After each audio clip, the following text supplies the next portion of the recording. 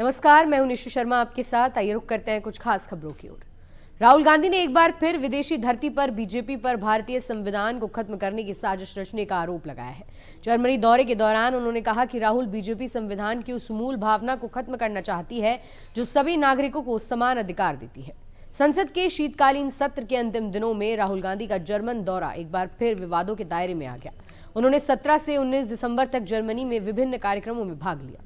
इस दौरान 18 अक्टूबर को उन्होंने बर्लिन स्थित हर्टी स्कूल में छात्रों के बीच कहा था कि बीजेपी राज्यों की समानता, भाषाओं की समानता और धर्मों की समानता के विचार को खत्म करने की बात कर रही है। उसने देश की संस्थाओं पर भी पूरा कब्जा कर लिया है। राहुल गांधी ने कहा कि लोकतांत्रिक संस्थाएं स्वतंत्र रूप से काम नहीं कर पा रही हैं। सीबीआई और ईडी जैसी एजेंसियों का राजनीतिक हथियार के रूप में इस्तेमाल किया जा रहा है। उन्होंने कहा कि हम सिर्फ बीजेपी से नहीं लड़ रहे, हम उनके भारतीय संस्थागत ढांचे और एजेंसियों पर कब्जे के खिलाफ भी लड़ रहे हैं।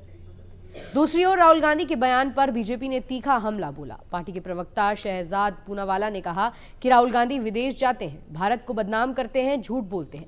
वो लीडर ऑफ अपोजिशन नहीं बल्कि लीडर ऑफ प्रोपेगेंडा है।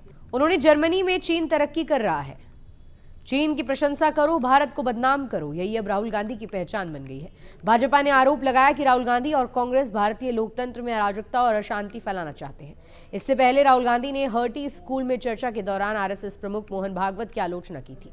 राहुल गांधी प्रोग्रेसिव अलायंस के आमंत्रण पर 3 दिन के दौरे पर जर्मनी गए थे। इस दौरान उन्होंने म्यूनिक स्थित ऑटोमोबाइल कंपनी BMW के मुख्यालय का दौरा भी किया था। यहाँ उन्होंने विभिन्न कारों और मोटरसाइकिलों के बारे में जानकारी ली। फिलहाल के लिए इतना ही। ऐसी तमाम ताज़ा खबरों के लिए आप जुड़े रहिए हमारे साथ।